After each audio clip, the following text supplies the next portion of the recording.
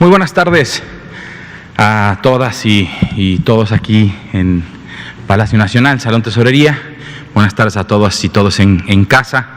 Hoy es sábado 3 de octubre del 2020 y estamos en Palacio Nacional en la conferencia de prensa para informar puntualmente a todas y todos sobre la epidemia de COVID-19, la enfermedad causada por el virus SARS-CoV-2. Hoy estaré solamente yo, presentaré el informe técnico y después unas recomendaciones sobre un tema muy específico. Entonces vamos a empezar con el informe técnico. Hoy es el día 126 de la nueva normalidad, periodo posterior a la Jornada Nacional de Sana Distancia, en la que la característica particular entre la Jornada Nacional de Sana Distancia y la nueva normalidad es el semáforo de riesgo epidémico y la estimación de los riesgos en cada estado y que se fueran recuperando las actividades sociales y económicas. Esta es la conferencia de prensa vespertina número 216 y vamos a empezar con los datos sobre la epidemia de coronavirus en nuestro país. Hasta la fecha hemos estudiado a un total de 1.997.375 personas en el Sistema Nacional de Vigilancia Epidemiológica. No a todas se les ha tomado una muestra de laboratorio, pero de todos los que se han estudiado con una prueba de laboratorio, se han confirmado hasta el momento un total de 757.953 personas enfermas con una prueba positiva al virus SARS-CoV-2. También a 913.370 personas con una prueba negativa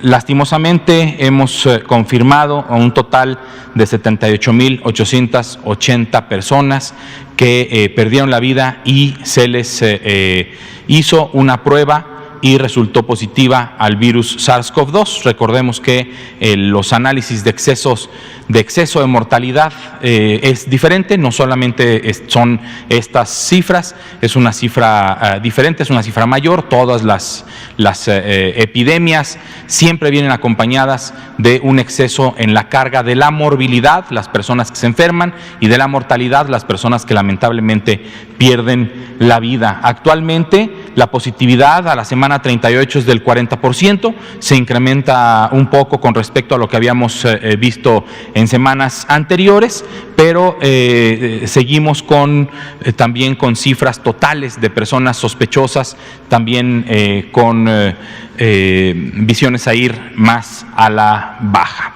La siguiente, por favor. Un total de casos estimados de los que no se les ha tomado muestra o los que están aún pendientes de recibir un resultado, tenemos 899.742 casos, de los cuales el 5%, que son 47.000 personas, son los estimados de la epidemia activa. Son las personas que actualmente están enfermas y que es este periodo de los últimos 14 días. También las defunciones estimadas están en 92.180 personas y afortunadamente, gracias al trabajo de todas y todos como sociedad y como Sistema Nacional de Salud, tenemos un total de 545.530 personas recuperadas. La ocupación hospitalaria, como hemos observado ya durante muchas semanas, está a la baja. Actualmente hay una ocupación del 27% a nivel nacional de las camas sin ventilador destinadas a la infección respiratoria aguda grave.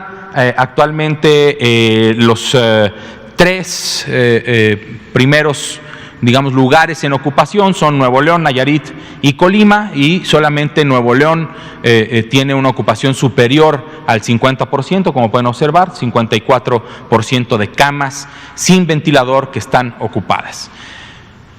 Sobre las camas disponibles pero con ventilador tenemos una ocupación del 22%, o sea, 78% de disponibilidad.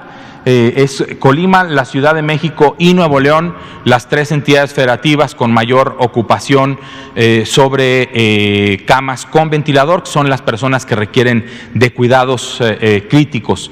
De un total de 10.357, tenemos ocupadas 2.324 camas. ¿Qué sigue? Ahora en 15 días hay una jornada electoral, hay elecciones este año. La siguiente, por favor. Las elecciones son en Coahuila y en Hidalgo y serán dentro de 2 semanas, en 15 días, el domingo 18 de octubre.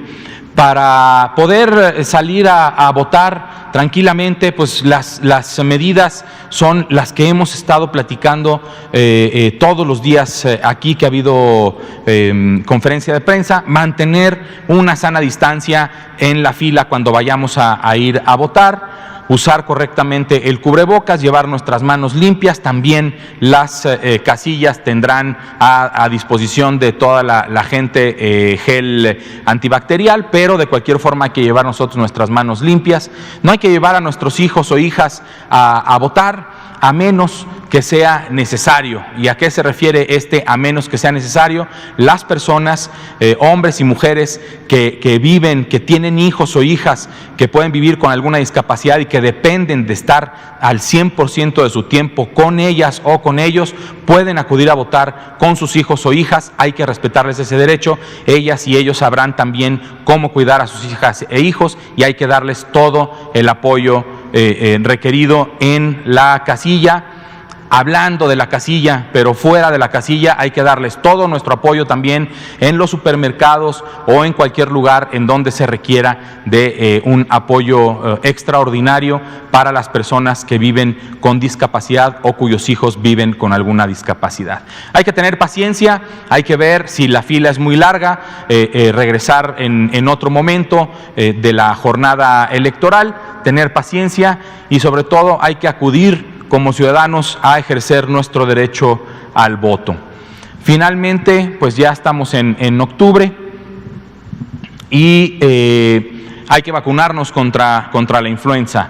Que no se nos pase, ya están las vacunas disponibles en las unidades de salud de todo el sistema. Los grupos de riesgo son las personas adultas mayores a partir de los 60 años cumplidos, los niños entre los 6 meses, niños y niñas entre 6 meses y 4 años cumplidos, es decir, a partir de los 5 años ya no se les aplica la vacuna. Mujeres embarazadas, personas que vivan con alguna enfermedad que les haga poder tener algún cuadro grave de influenza, también como lo hemos hablado aquí con el coronavirus, las personas que viven con cáncer, con VIH o con alguna otra enfermedad de ese estilo, de ese tipo, que les disminuya su sistema inmunológico y que les pueda hacer que tengan un cuadro más grave de influenza también. La vacuna no enferma. La vacuna no enferma, hay que ir a aplicarnos nuestra vacuna si formamos parte de estos grupos prioritarios a los que se les otorga la vacunación contra influenza en el Sistema Nacional de Salud. La vacuna está hecha de partículas del virus, entonces no puede generar la enfermedad. Si uno, después de aplicarse la vacuna, enferma, es porque ya estaba lo más probable es que ya estuviera en periodo de incubación de alguna enfermedad. Puede ser también la propia influenza, pero puede ser cualquier otro virus respiratorio que nos esté atacando en ese momento y que casualmente, no causalmente, sino casualmente, al momento de la aplicación, algunos días después, se inicia la sintomatología de alguna otra enfermedad. Muchas gracias.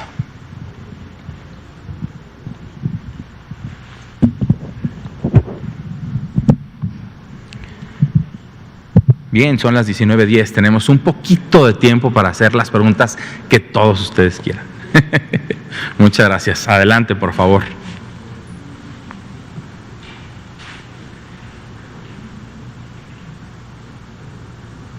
Buenas tardes, Arturo Contreras de Pie Página. Por redes sociales nos hacen una pregunta sobre el efecto y las precauciones que hay que tener sobre las mascarillas, los cubrebocas, que tienen una válvula de aire en un lado. La OMS emitió un comunicado en el que decía que no podían ser muy seguras, ¿no? Entonces, pues si nos pudieran recomendar o recordar cuáles son las recomendaciones al respecto de estas mascarillas con válvula, ¿no? Si presentan algún riesgo o alguna debilidad en cuanto a la protección que pueden brindar a esas otras personas. Y de momento nada más.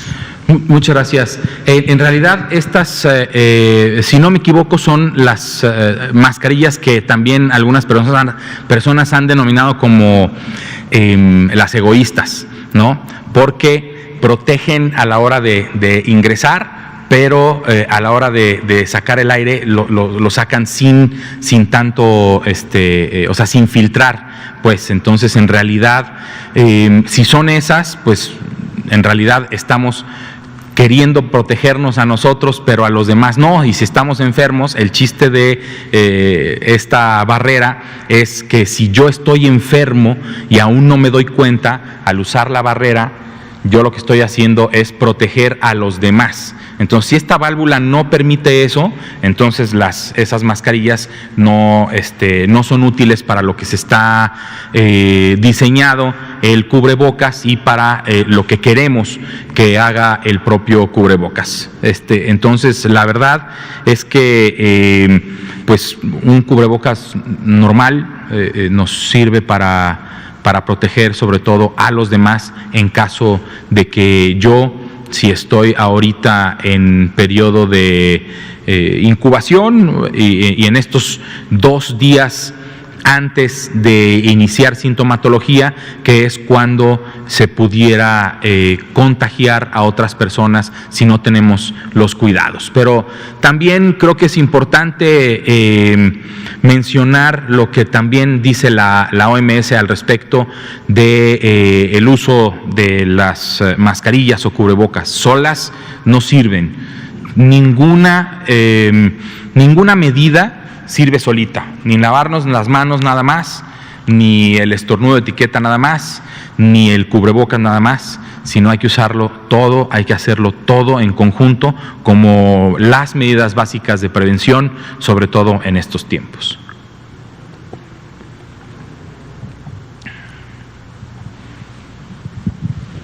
Buenas tardes, doctor. Rubén Fieital de Canal 11.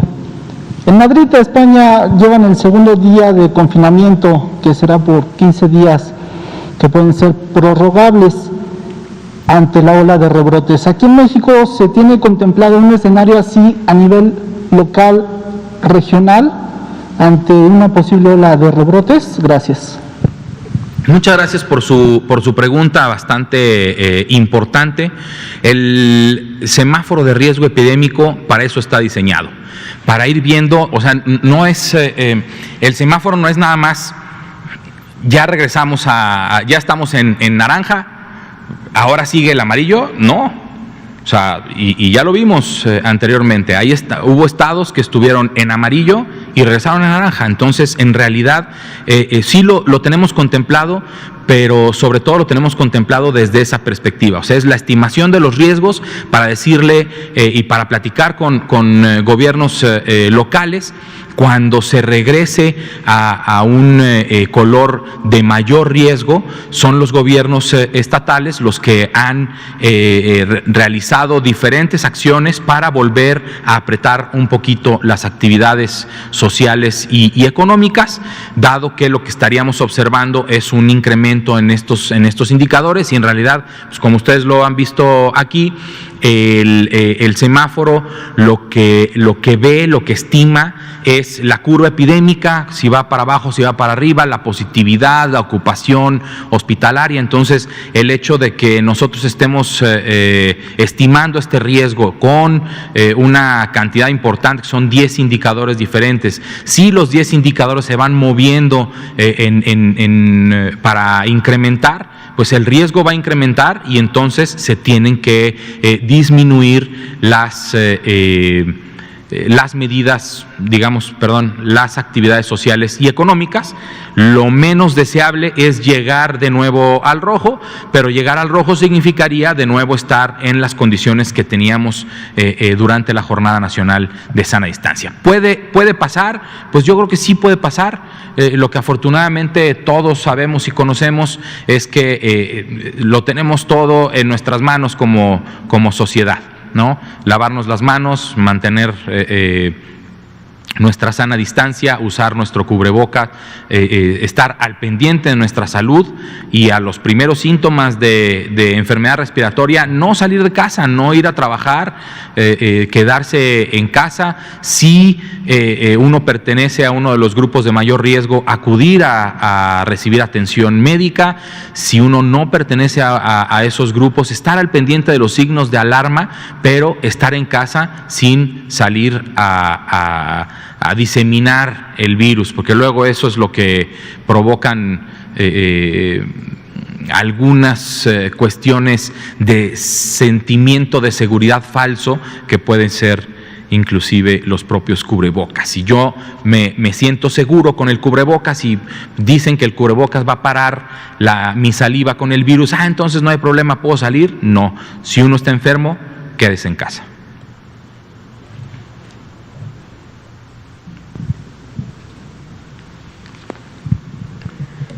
Buenas noches, doctor Cortés.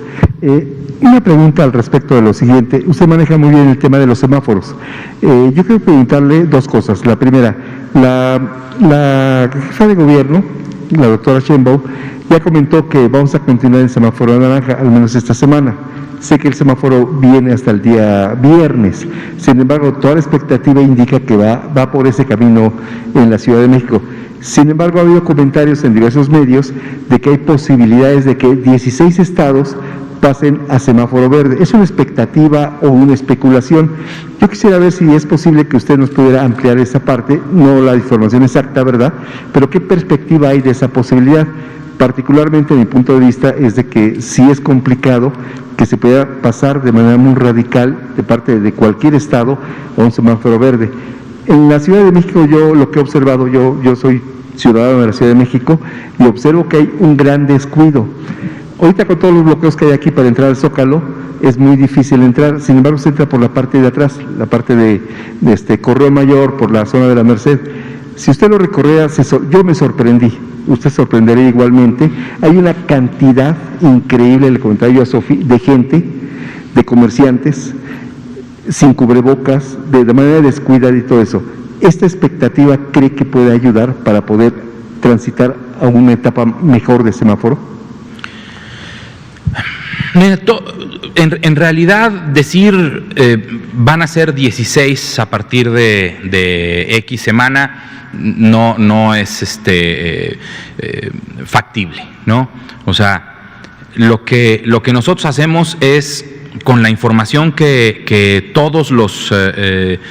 todas las y los profesionales de la salud, de la epidemiología en nuestro país, a los que les damos las gracias por su extraordinario trabajo, analizamos esa información, generamos los 10 indicadores y vemos qué calificación tienen. No es una evaluación a los gobiernos de los estados, es una estimación de cuál es el riesgo, pero pues, todo es más fácil cuando uno lo transforma en números, ¿no? Hay algunos estados que están en 10 o 12 puntos, ¿sí? Si esos estados continúan con esa trayectoria a la baja y en la siguiente estimación reducen 3 o 4 de sus indicadores, pasarán al semáforo verde. Hay que recordar que el verde es de 0 a 8 puntos, ¿no? Y luego el amarillo es hasta 15 y luego de 16 a 32 es naranja. Es el más amplio, es un amortiguador importante, y no solo los y las titulares de gobiernos estatales se fijan en qué color están, sino en el número también, porque no es lo mismo estar en naranja con 21 puntos que estar en naranja con 30, ¿sí? Porque 2 puntitos más y se llegaría al rojo. Entonces, no se puede, lo que sí es muy poco probable, es prácticamente imposible transitar, brincarse un color, ¿sí? Si por eso lo hacemos también semana con semana, y por eso se va viendo poco a poco el descenso en los puntos y en las curvas. La Ciudad de México, dadas sus características de densidad de población, ha sido más difícil mantener la velocidad de disminución en la velocidad de transmisión, pues, del virus, en reducir la curva epidémica. Es mucho más difícil. También porque aquí un pequeño cambio en un porcentaje de movilidad moviliza probablemente lo que equivale a una pequeña ciudad en algún otro de nuestros bellos estados, y a lo mejor un incremento, es más, regresar a la normalidad de nuestra Ciudad de México es mover probablemente a un país completo de algún otro continente, ¿no? Es una ciudad muy complicada, muy difícil. La doctora Sheinbaum y su extraordinario equipo han hecho todo lo necesario para mantener a la población informada sobre cómo debemos de actuar en esta nueva normalidad. Lo que esperamos es que las personas sigan escuchando, y que todas estas personas que están trabajando acá, comerciantes, y que interactúan de cerca con otras personas, pues que utilicen estas barreras, como puede ser el cubrebocas y el resto de medidas básicas de prevención, para que nos ayuden a seguir disminuyendo la curva epidémica en la Ciudad de México y a disminuir los indicadores para poder transitar al semáforo amarillo, que es lo deseable al momento en la Ciudad de México.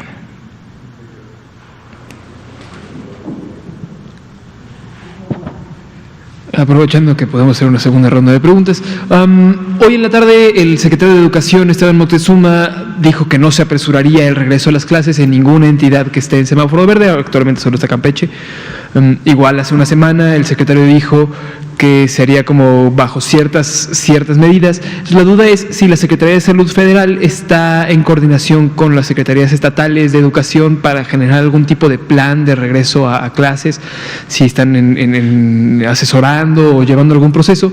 Y en otra pregunta, nos comunica un lector de Guerrero, del estado de Acapulco, que él ha estado haciendo atención médica vía telefónica con varios de sus pacientes. Aquí en la Ciudad de México existe este sistema de acompañamiento telefónico y asesoramiento incluso por un médico sobre los síntomas de COVID, pero en otros estados no. Entonces empiezan a haber este tipo de iniciativas ciudadanas. No sé si habría como alguna manera de recogerlas y de apropiarse de ellas para brindar un servicio mucho más amplio que llegue a la gente. Lo pregunto un poco porque hay muchas personas que están dejando de ir a los hospitales, no solo a atenderse de COVID, sino a atender otros males normales, bueno, otros males que ya traían de antes, no son normales, por miedo a infectarse de COVID. Entonces la gente está dejando de ir a los hospitales. No sé si hay algún plan para acercarse a la gente, o cómo atender esta situación. Sí, mira, la telemedicina es vital ahorita, ¿no? Tener números telefónicos disponibles para brindar asesoría y decirle a las personas, usted está lo más probable teniendo un cuadro más grave, hay que acudir a una unidad. Todos los estados tienen un número telefónico, está en nuestro sitio de coronavirus, hay una pestaña que dice contacto, y ahí en contacto se despliegan los números de las 32 entidades federativas y del IMSS, del ISSSTE y de Pemex para que puedan asesorarse ahí. El Estado de Puebla, por ejemplo, también tiene nos presentó en una visita que tuvimos una extraordinaria iniciativa de telemedicina para atención de COVID, para inclusive asesorar a las personas profesionales de la medicina, teniendo especialistas a distancia que pueden asesorar cómo atender a otras personas. Nosotros, como ya lo han visto ustedes, estamos totalmente abiertos a este tipo también de propuestas. En la Dirección General de Promoción de la Salud y en general en toda la subsecretaría estamos abiertos para recibir propuestas e iniciativas ciudadanas que puedan servir para mejorar la atención de la epidemia. Sobre el regreso a clases, efectivamente no se va a regresar en este momento ni en Campeche, pues que está ya en verde. Estamos en pláticas constantes, tanto con el secretario Moctezuma y su equipo, como con las personas titulares de los gobiernos estatales y de las secretarías estatales de salud. Inclusive hace unos días tuvimos una con el gobierno de Campeche para ver cómo iba a ser este proceso. Ahora que ellos están en semáforo verde, iniciarían el proceso de la revisión de las escuelas, que estén en condiciones, empezar a convocar a padres de familia para trabajar en conjunto. Esto es muy importante porque nosotros como padres de familia somos y debemos colaborar, somos corresponsables y debemos colaborar con nuestras escuelas independientemente de si son públicas o privadas, debemos de colaborar con ellas, y el plan y los planes estatales están listos para empezar a llevarse a cabo y poder regresar a las aulas pronto, aunque como bien lo ha comentado el secretario Moctezuma, no es algo que se va a apresurar, sino vamos a seguir estimando el riesgo en todos los estados, en todas las entidades federativas, y una vez que se mantenga durante varias semanas en verde, entonces se podrá pensar ahora sí en el regreso a clases. Mientras tanto, el plan y la revisión de las escuelas para que estén en condiciones para recibir a los niños y niñas. Canal 11.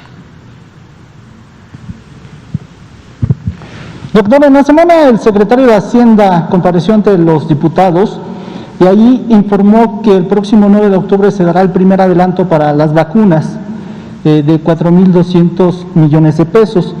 Él explicaba un poco cómo era este proceso de las vacunas, los portafolios, los convenios internacionales que se tienen con dos países, con dos farmacéuticas internacionales, e incluso explicaba un poco cómo va a ser el proceso ante pues lo que se espera que esté la vacuna disponible para el primer trimestre de 2021. Entonces explicaba un poco cómo sería el proceso de distribución y a quiénes se les aplicaría esta vacuna primero. ¿Podría usted ahondar un poco más en este tema, por favor? Con muchísimo gusto. La vacunación me parece que es la estrategia que más deseamos actualmente para la epidemia de coronavirus. De hecho, las vacunas y la vacunación son la segunda estrategia más importante en la historia de la humanidad para reducir la morbilidad y la mortalidad, o sea, el número de personas enfermas y el número de muertes. La estrategia número uno es el agua potable y el saneamiento básico en general. Entonces, La vacuna contra COVID sí se espera que probablemente en el primer trimestre del año 2021 ya se tenga disponible. Se ha platicado con diversos laboratorios y se firmó el acuerdo de COVAX para un número bastante importante ya de dosis con esta iniciativa COVAX. Para poder acceder a esta vacuna. Se tiene el presupuesto, afortunadamente, como ya lo comentó el secretario de Hacienda, y la distribución, la verdad es que tenemos uno de los mejores esquemas de vacunación en el mundo, tenemos una muy buena experiencia en todo el Sistema Nacional de Salud para la distribución correcta de las vacunas. Digo correcta porque se debe mantener la cadena de frío, como se mantiene ahorita la cadena de frío para la distribución de las vacunas contra influenza. Lo deseable en todo el mundo probablemente sería lo que todos quisiéramos es vacunarnos todos, ¿no? Pero hay que entender que los recursos son escasos, y no solo los recursos económicos para adquirir las vacunas, los recursos para fabricar las vacunas. O sea, no hay posibilidad alguna de que los laboratorios productores de vacunas pudieran producir 7,000 millones de dosis para la misma cantidad de personas en todo el mundo. Entonces, lo que aquí en México se hizo fue generar un grupo de expertos de vacunación y tener definidos los grupos de riesgo para vacunar particularmente a estos grupos principalmente o primordialmente. Si no me equivoco, se está esperando o estamos esperando a que haya en México 50 millones de vacunas disponibles de coronavirus de SARS-CoV-2 para aplicar a la población. Entonces, me parece que la información con la que contamos es que habrá vacuna por lo menos para quienes pertenecen a estos grupos de riesgo, que son personas adultas mayores y las personas que vivan con alguna condición de vida que les haga presentar un cuadro más grave de COVID-19. Para que el personal médico y de salud sean los primeros en recibir la vacuna, ¿no? Perdón, no, es que el cubrebocas y la... De hecho, hay un acuerdo internacional para que médicos, personal de salud sean los primeros en recibir la vacuna, tomando en cuenta que ellos están en primera línea en el combate al COVID. Es correcto, igual que con influenza, que empezamos vacunando a todo el personal de salud, y ya entonces a partir de el pasado 1 de octubre se lanzó la jornada de vacunación para toda la población, pero ya se había empezado también a proteger al personal de salud que está ahí en la línea de combate al COVID, ahora a la COVID y la influenza. Entonces ya al menos están protegidos con la vacuna contra influenza, que también para lo que sirve la vacunación contra influenza es para disminuir el riesgo de complicaciones y de muerte.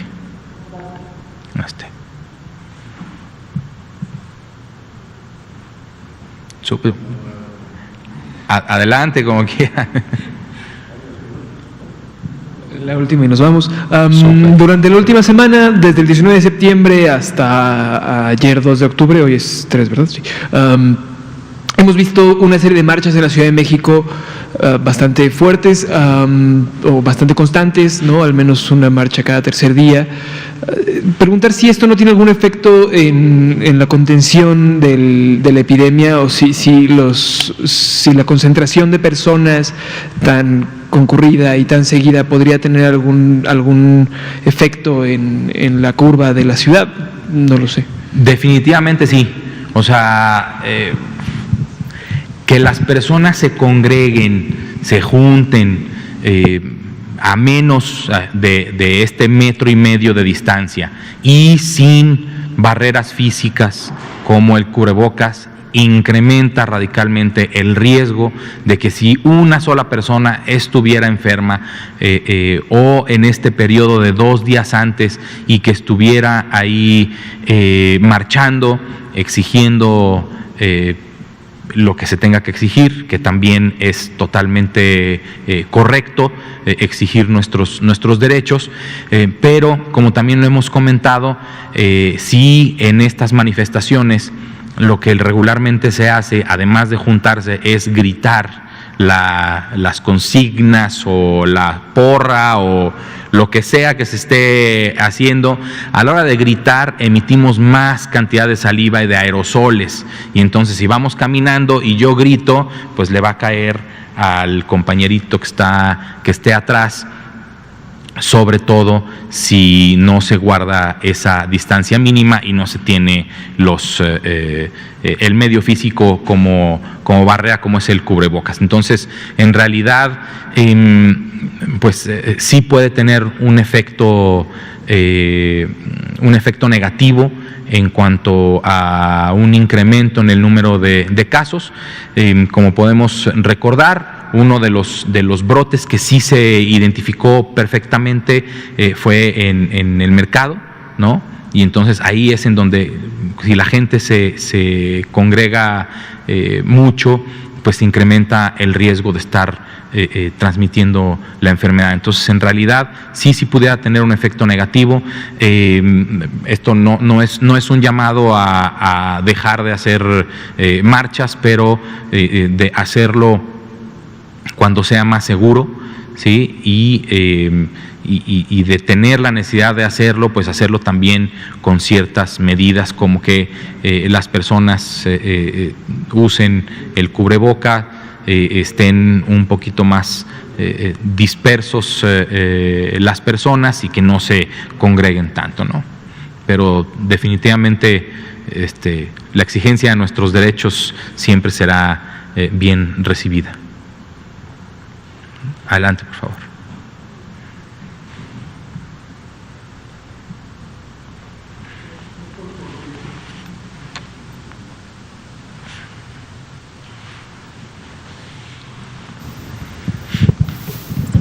Sí. Bueno, así.